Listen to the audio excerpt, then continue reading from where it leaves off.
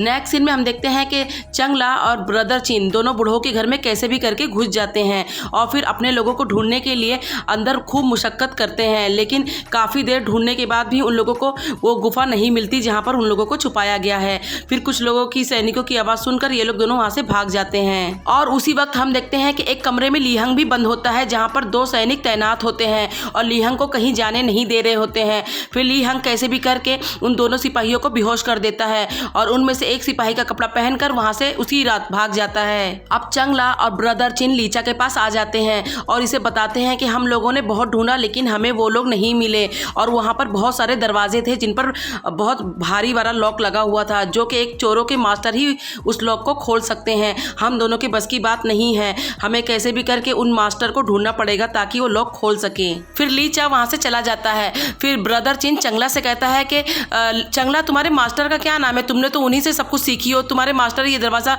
खोल सकते हैं ना? फिर चंगला बताती है कि मेरी मास्टर एक लेडीज़ थी और वो मर चुकी हैं। फिर ब्रदर चिन कहता है कि फिर उनको कहाँ गाड़ा गया है? फिर वो बताती है कि रैबिट माउंटेन में। फिर ब्रदर चिन कहता है कि क्या रैबिट माउंटेन? ऐसे नाम का पहाड़ तो मैंने कभी नहीं सुना। फिर चंगला बताती है कि उस पहाड़ का नाम हम लोगों ने ही रखे थे और मैं और मेरी मास्टर वहीं पर रहते थे। अब दूसरी तरफ हम देखते हैं कि बुढ़ऊ के गुंडे बुढ़ऊ से बता रहे होते हैं कि 2 लोग अंदर घुसे थे गुफा में उन लोगों को ढूंढने के लिए, लेकिन उन्हें कुछ नहीं मिला। फिर वो लोग भाग गए और 2 सिपाही और भी बुढ़ऊ को बता रहे होते हैं कि लीहंग भी हम दोनों को बेहोश करके मेरा कपड़ा पहन के लीहंग भी भाग गया। अब बुढ़ऊ अपने बेटे से कहता है कि यहाँ पर 2 लोग कौन आ सकते हैं इन लोगों को ढूंढने के लिए? पक्का वो चंगला ही होगी, किसी के साथ आई होगी। अब हमें चंगला से बात करनी ही होगी। और फिर बुढ़ऊ अपने बेटे से एक और चीज कहता है कि जाकर लीहंग को ढूंढो, लीहंग ऐसे कैसे भाग गया है? अगर वो जुआन के साथ भागा होगा तो फिर राजा के साथ शादी कैसे होगी? अब नेक्स्ट सीन में हम देखते हैं कि लीचा और चंगला दोनों बैठे होते हैं। तभी वहां पर नॉनगिन आ जाती है और नॉनगिन चंगला से कहती है कि तुमको प्राइम मिनिस्टर बुला रहा है। फिर चंगला लीचा से कहती है कि तुम टेंशन मत लो, हम लोग मिलते ही रहते हैं, मैं मिलकर आती हूँ, देखती हूँ क्या बोल रहा है। फिर चंगला बुढ़ऊ के पास पहुंच जाती है।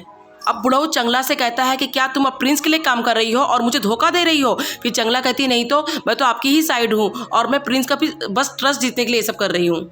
फिर बुढ़ऊ कहता है कि मुझे यकीन दिलाओ कि तुम मेरी ही साइड हो, अब तुम जाओ और प्रिंस को मार डालो, तभी मुझे यकीन आएगा कि तुम मेरी साइड हो। फिर चंगला कहती है कि अरे मैं कैसे मार सकती हूँ, मैं पकड़ी जाऊंगी। फिर बुढ़ऊ कहता है कि मैं नहीं जानता, तुम 3 दिन के अंदर अगर प्रिंस को नहीं मार पाई तो मैं तुम्हारे सारे लोगों को मार डालूंगा, मुझे तभी यकीन आएगा कि तुम मेरी साइड हो। फिर चंगला कहती है कि अच्छा मैं नहीं मार सकती हूँ, एक काम करती हूँ कि वो प्रिंस कहाँ 3 दिन के अंदर कहाँ आ रहा जा रहा है मैं आपको ये बता देती हूँ, आप जाके मार देना, फिर ये सही रहेगा। फिर बुढ़ऊ कहता है ठीक है यही भी चलेगा, तुम जाओ और मुझे बताना कि वो कहाँ आ रहा जा रहा है। अब चंगला घर आ जाती है और इन सारे लोगों को बताती है कि बुढ़ऊ ने मुझसे कहा है कि 3 दिन के अंदर अगर मैंने प्रिंस को नहीं मारा तो वो मेरे सारे लोगों को मार देगा। अगर मैं नहीं मार रही हूँ तो फिर मैं या फिर बताऊँ कि प्रिंस कहाँ आ रहा है और जा रहा है, तभी वो मुझ पर यकीन करेगा। फिर लीचा चंगला से कहता है कि तुम टेंशन मत लो, तुम कल जाकर ल्यूशंग से कहो कि मैं अकेले जंगल जा रहा हूँ ड्रिंक करने के लिए, मैं रोज़ जाता हूँ, और उसे कहो कि तुम जाकर मार दो। फिर वो मुझे मारने के लिए गुंडे भेजेगा और मैं गोंगसुंग के साथ मिलकर वो प्लान बनाकर जाऊँगा वहाँ पर ताकि मैं वहाँ से बच जाऊँ और फिर ल्यूशंग तुम पर भरोसा करने लग जाएगा कि तुमने सही इन्फॉर्मेशन दी थी। अब दूसरी तरफ हम देखते हैं कि ल्यूशंग जुयान के डैड के पास पहुँच चुका है और उसको कहता है कि तुम्हारी बेटी कहाँ है? फिर जुयान का डैड कहता है कि कमरे के अंदर है। फिर ये ल्यूशंग कहता है कि तुमने मुझे उल्लू समझा है क्या? तुम्हारी बेटी लीहंग के साथ भाग चुकी है और मैं ये बात अगर राजा को जाकर बता दूंगा तो तुम, तुम्हारी बेटी और पूरा खानदान को मरने से कोई नहीं रोक सकता। अब जुयान का डैड कहता है कि क्या तुम मुझे धमकी दे रहे हो? तो फिर ल्यूशंग कहता है मैं तुम्हें धमकी नहीं दे रहा हूँ। तभी एक आदमी राजा की आवाज़ निकाल कर कहता है कि तुम मुझे धोखा दे रहे हो। फिर जुयान का डैड कहता है कि नहीं राजा साहब मैं आपको धोखा नहीं दे रहा हूँ, और फिर वो उठ के खड़ा होकर देखता है, कहता है कि अरे ये तो राजा नहीं है। फिर ल्यूशंग हंसने लग जाता है, कहता है कि ये राजा नहीं है लेकिन राजा की आवाज़ निकाल सकता है, ये जिसकी भी आवाज़ सुन ले उसकी आवाज़ निकाल सकता है। तो तुम मेरा एक काम करो, या तो फिर तुम अपनी बेटी को ढूंढो और या तो फिर कैसे भी करके प्रिंस की आवाज़ इस आदमी को सुनवा दो ताकि हमारा काम बन जाए। अब जुयान का डैड प्रिंस के पास जाता है ताकि उस आदमी को प्रिंस की आवाज़ सुनवा दे और वो आदमी पर्दे के पीछे छुपा हुआ है। अब जुयान का डैड प्रिंस से कहता है कि आप कैसे हैं, आपकी तबीयत कैसी है, इधर उधर की हालचाल पूछने लग जाता है। फिर लीचा उससे कहता है कि आज तुम मेरे बारे में इतना सब कुछ क्यों पूछ रहे हो, पहले तो कभी नहीं पूछते थे। फिर जुयान का डैड कहता है बस ऐसे ही मैं हाल खबर लेने आ गया हूँ। फिर लीचा कहता है बस इतने के लिए मुझे बुलाया था, चलो मुझे बहुत काम है मैं जाता हूँ, और लीचा वहाँ से चला जाता है। अब जुयान का डैड कहता है पर्दे के पीछे वाले आदमी से कि तुमने सुन लिया प्रिंस की आवाज़, बस अब इतना काफ़ी है? तो बोलता है हाँ बस इतना काफ़ी है।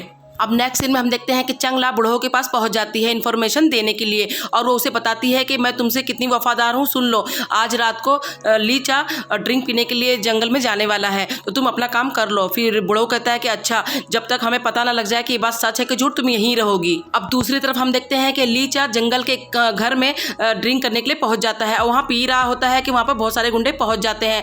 अब लीचा उन लोगों के ऊपर टेबल गिराकर जंगल की तरफ जोर से भागने लग जाता है और जंगल के पास ही एक नदी होती है जिसमें एक नाव पहले से ही रखी होती है प्लान के मुताबिक। अब लीचा जल्दी से उस नाव के अंदर बैठ जाता है ताकि दूसरी पार चली जाए, लेकिन गुंडे इससे भी ज्यादा होशियार होते हैं और वो नाव के ऊपर जंजीर मारकर नाव को अपनी तरफ खींचकर जंगल की तरफ ले आते हैं और लीचा के ऊपर खूब सारे हमला कर देते हैं। अब वो गुंडे लीचा को जान से मारने ही वाले होते हैं कि तभी वहाँ पर एक लड़की की एंट्री होती है और वो उन लोगों के ऊपर हमला करके उन्हें मार भगाती है और उस लड़की के साथ उसके डैड और बहुत सारे सिपाही भी आते हैं और वो लीचा को बचा लेती है। और ये नाइट किंगडम की प्रिंसेस है और ये लीचा को जानती है।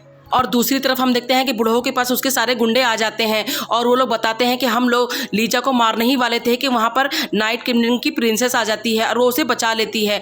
फिर बुढ़ो अपने बेटे से कहता है कि इसका मतलब चंगला ने हमें सही इन्फॉर्मेशन दिया था, यानी कि वो हमारी साइड ही है, अब उसके लोगों को हमें कुछ दिन के लिए नहीं मारना पड़ेगा, अब चंगला से कहो जा सकती है। अब नेक्स्ट सीन में हम देखते हैं कि वो प्रिंसेस लीचा को लेकर उसके घर आ जाती है और उसकी खूब मलम पट्टी कर रही होती है। तभी वहाँ पर चंगला भाग कर आती है। अब चंगला कहती है कि लीचा तुम्हें क्या हुआ, फिर उसे देखने लग जाती है और तभी लीचा को भी होश आने लग जाता है। फिर वो प्रिंसेस लीचा से कहती है कि लीचा तुम्हें होश आ गया, तुमने मुझे पहचाना कि मैं कौन हूँ। फिर लीचा उस प्रिंसेस को देखकर गौर से याद करने की कोशिश करता है, फिर कहता है कि तुम आरआईटी हो ना। फिर वो खुश हो जाती है, कहती है हाँ करेक्ट, तुमने मुझे पहचान लिया, तुम्हें याद है हम लोग बचपन में कितना खेला करते थे एक साथ। फिर वो लीचा कहता है कि लेकिन तुम जंगल में क्या कर रही थी। फिर आरआईटी कहती है कि जंगल में मैं अपने सैनिकों के साथ आ रही थी क्योंकि राजा की शादी है ना 2 दिन के बाद, तो हमें इन्वाइट किया गया है, तो मैं आ रही थी तो मैंने देखा सारे गुंडे लोग तुम्हें हमला कर रहे हैं तुम्हारे ऊपर, तो मैंने तुम्हें बचाकर यहाँ पर ले आई। अब आरआईटी लीचा से कहती है कि तुम मुझे ये बताओ कि तुम पैलेस में क्यों नहीं रहते हो। फिर लीचा बताता है कि मेरी सौतेली माँ नहीं चाहती कि मैं वहाँ रहूँ। फिर आरआईटी बहुत गुस्सा होती, कहती है कि कितनी जालिम औरत है वो, तुम्हें वहाँ रहने नहीं दे रही है, रुको मैं उससे जाकर बात करती हूँ। अब आरआईटी महल के अंदर जाती है जहाँ पर राजा और रानी दोनों बैठे होते हैं। अब आरआईटी राजा से कहती है कि राजा साहब आपकी शादी होने वाली है, मैं बहुत खुश हूँ, आपने मुझे इनवाइट किया। और आरआईटी राजा से कहती है कि मैंने आप लोगों के लिए बहुत सारे गिफ्ट लेके आई हूँ और अच्छी अच्छी परफ्यूम भी लेके आई हूँ, शायद आपको पसंद आए। फिर राजा खुश होता है। फिर आरआईटी कहती है कि राजा साहब मुझे आपसे एक चीज़ और कहनी है कि लीचा महल में क्यों नहीं रहता है, वो तो एक राजा बनने वाला है, तो उसे महल में रहना चाहिए ना। अब राजा कुछ बोल ही नहीं पा रहा होता है, तो रानी कहती है कि लीचा सुप्रीम कोर्ट संभालता है, उसे बहुत काम होते हैं, इसलिए वो यहाँ नहीं रहता और उसी लिए वो महल के पीछे वाले घर में रहता है ताकि वहाँ से उसे जल्दी पड़े आने जाने में। फिर आरआईटी कहती है कि राजा साहब अब मैं इतनी दूर से आई हूँ तो मैं प्रिंस के साथ रहना चाहती हूँ और प्रिंस वहाँ पीछे की साइड रहता है और वहाँ पर बहुत खतरा है, तो मैं वहाँ कैसे रहूँगी। फिर राजा कहता है कि ठीक है, मैं फिर लीचा को कहता हूँ कि वो आकर यहाँ पर रहे। अब आरआईटी लीचा के पास जाती है और कहती है कि मैंने राजा से बात कर ली, अब चलो तुम भी महल में रहो। फिर लीचा कहता है कि मैं वहाँ नहीं जाऊँगा, मैं अपनी मर्जी से यहाँ पर रहता हूँ, मुझे यहीं अच्छा लगता है।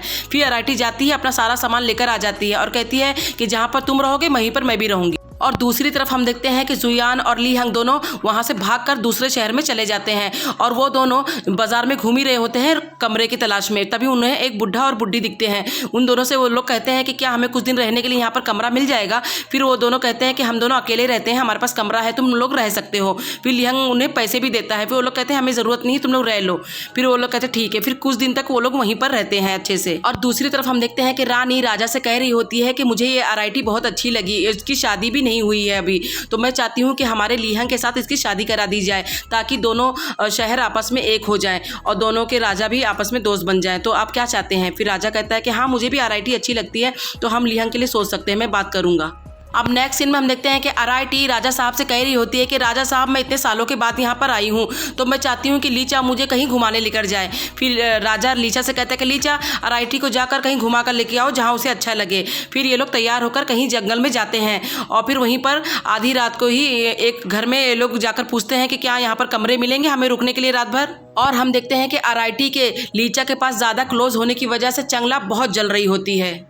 अब आराइटी लीचा को एक दूरबीन गिफ्ट करती है और कहती है कि मैं बहुत देर से तुम्हें अकेले में देना चाहती थी, इसलिए तुम ले लो, तुम्हारे लिए लेके आई हूँ मैं। और हम देखते हैं कि दूर से चंगला देख रही होती है कि आराइटी कुछ दे रही है।